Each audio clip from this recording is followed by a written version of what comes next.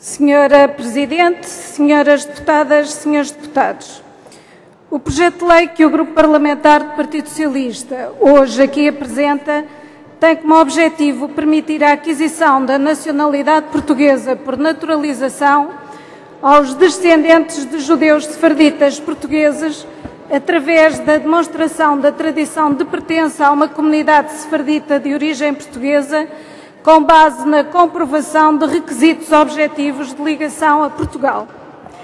Esta solução acompanha aquela que já em ambiente democrático foi adotada pela vizinha Espanha e aproveito para saudar o Sr. Embaixador de Espanha e as comunidades judaicas aqui presentes. Em dia em que se comemoram os 50 anos da paz em Terres, penso que é simbolicamente importante apostarmos na paz e na tolerância entre os povos. Mas este projeto de lei é bem mais do que a definição do seu objeto. Ele é verdadeiramente um reencontro com a história de Portugal. A sua exposição de motivos, para a qual vos remeto, é abundantemente justificativa da sua justeza e da sua justiça.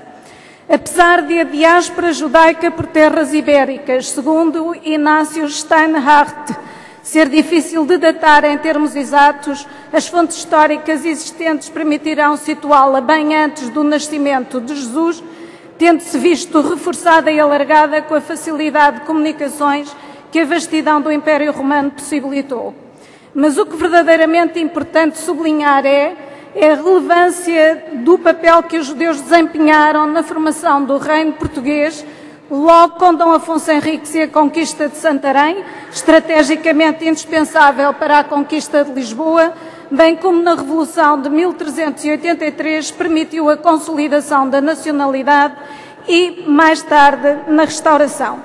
A centralidade do papel dos judeus em Portugal, enquanto detentores de poder político e económico, das relações com a Europa e também do saber, quer no domínio das humanidades, quer no das ciências exatas, foi determinante para a construção da nossa história e da nossa expansão.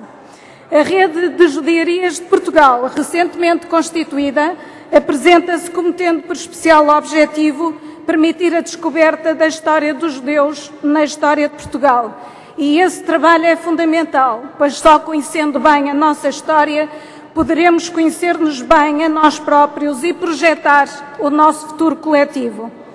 A instauração da Inquisição em Portugal, imposta pelos reis católicos como moeda de troca para a realização do casamento a Manuel I com a infanta Dona Isabel, em época em que os judeus representariam cerca de 1/5 da população portuguesa, bem como ao decreto da expulsão dos hereges em 1496, foram sentidos como uma segunda expulsão de Jerusalém, de acordo com a poesia da época. Muitos autores referem a diferença de grau da atuação da Inquisição portuguesa relativamente à espanhola, mas tais considerações, a serem verdadeiras, não poderão nunca apagar a ignomínia dos crimes abomináveis cometidos por esta instituição. Nem poderão apagar que a expulsão ou a condenação de eminentes figuras da sociedade portuguesa, vultos enormes que marcavam a Europa e o mundo do seu tempo, representaram a decapitação dos recursos do país em variadíssimas expressões imateriais e materiais. Para o comprovar, a forte marca que imprimiram muitos dos que foram expulsos ou conseguiram fugir, nos países onde foram parar, nos domínios do pensamento, do saber e do empreendedorismo. As ignomínias praticadas dão bem a expressão ao empobrecimento ético, intelectual, económico e social que o fanatismo e a intolerância e o obscurantismo casados entre si sempre geram através da produção de monstruosidades que nos envergonham e que comprometem não só a época em que são cometidos, como as que se lhes seguem. Tratou-se por antecipação da tradução na prática do conceito de banalidade do mal, desenvolvido já na nossa contemporaneidade a propósito do Holocausto. De todos os que lutaram contra a Inquisição, destaca-se em posição ímpar o padre António Vieira. Por isso foi insistentemente perseguido e até preso. Muitos e denunciadores foram os discursos que elaborou e proferiu. a pressão que exerceu sobre Dom João IV, não pedindo favor, mas justiça, ou informando, ou afirmando, se no juízo há áudio, por mais justificada que seja a inocência do réu, nunca a sentença do juiz há de ser justa. Abundantemente citado por Anita Novinsky, Vieira argumenta, considerando os cristãos novos mártires do próprio catolicismo e sujeitos a um tribunal criminoso.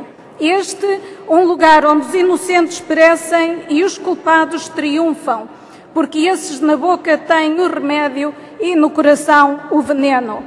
Muitos autores descreveram magistralmente o que representou a Inquisição, bem como as perseguições de que os judeus foram alvo em Portugal, dando expressão ao sentimento profundo do sentir do povo português.